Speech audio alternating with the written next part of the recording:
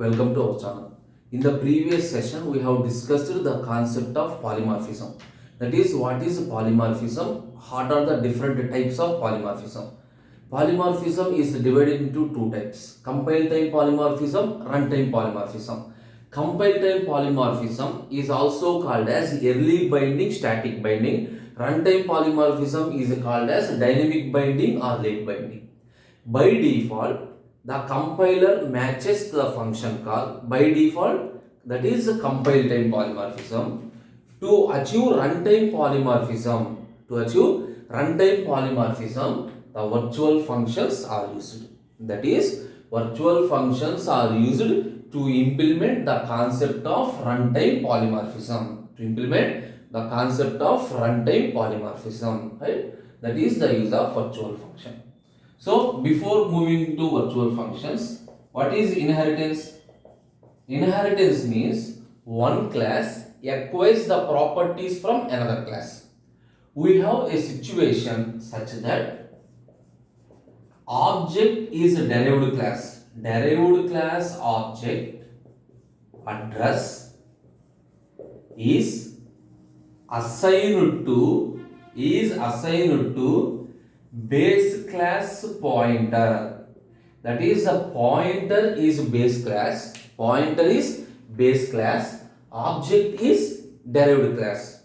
So the derived class object is referred by using address of the base class pointer. Now here the question is, we have two types: pointer and object. Pointer is the base class, object is the derived class.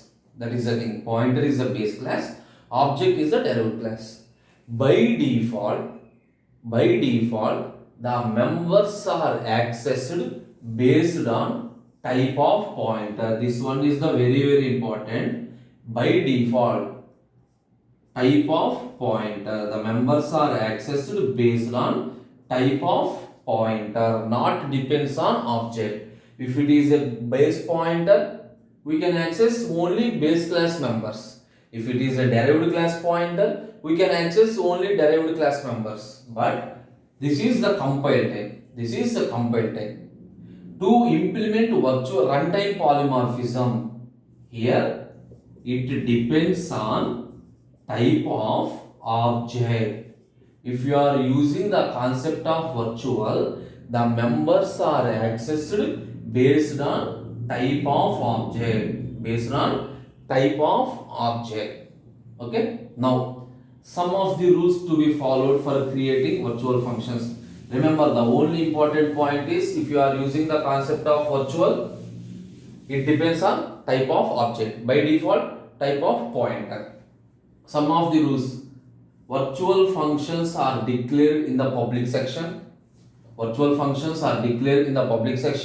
We are using the keyword virtual before the function name. It is similar to normal method. Member function. If you declare inside a class with virtual keyword, and we can provide definition outside the class also, similar to member function. But declaration is inside the class with the keyword virtual, definition is outside the class. And remember one thing, virtual functions are declared in base class only.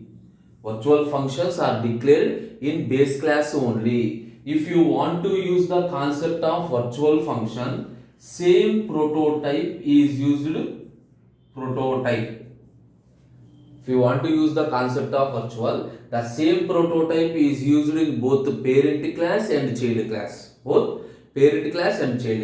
And we have virtual destructors. Are available, but there is no concept of virtual constructor.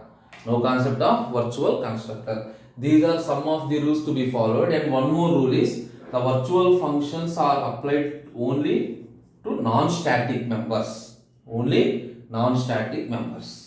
Okay.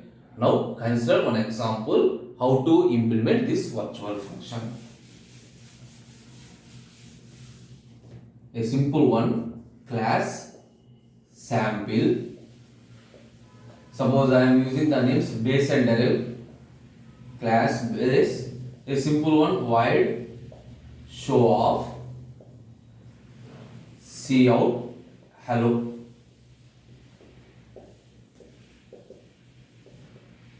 You can use anything, your wish.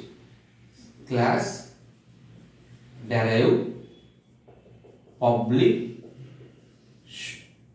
base. So to make derive as the child class to the base by using, this is the syntax, and here also we have to use same prototype. Here also we have to use same prototype, void show off, see out, suppose fine. So here I am not using any virtual. Remember, I am writing a simply method overriding. Method overriding means the same method appears both in the parent class and in the child class.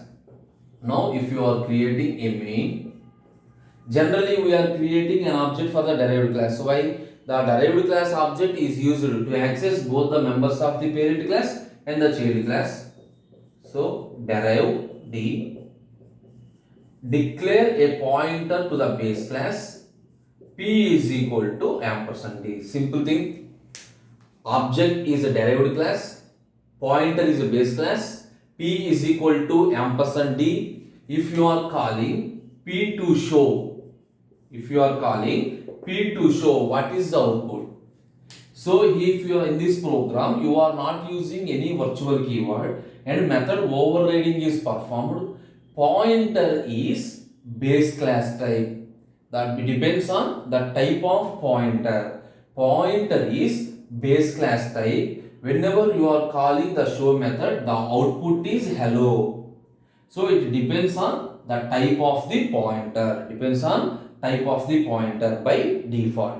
Now coming to this virtual, how to make a function as a virtual? Before the function, use the keyword virtual. Simply here, virtual. If you use the keyword virtual here, then what happens? The complete logic is changed. So in this case, it depends on type of object. Okay. If you are not specifying virtual keyword, depends on the type of pointer. If you are using the keyword virtual, it depends on the type of object address we are assigning. Here D is derived class type. So whenever you are calling p.show, this derived show is called. For example, you can write like this also, base B. Now P is equal to ampersand B, P to show. Now in this case what happens? In this case, here not consider the pointer. If you are using object, please do not ignore the pointer. The object is base class. So P2.show means this hello is printed. For this one, fine is the answer. For this one, hello is the answer. But you have to remember one point, exactly reverse is not possible. That is, pointer is derived and object is base. That is not possible. Remember, this is the virtual function. Simply to implement the concept of runtime polymorphism. If you are not specifying anything, by default it depends on type of pointers. If you are using the keyword virtual, it depends on the type of object address we are assigning. Thank you.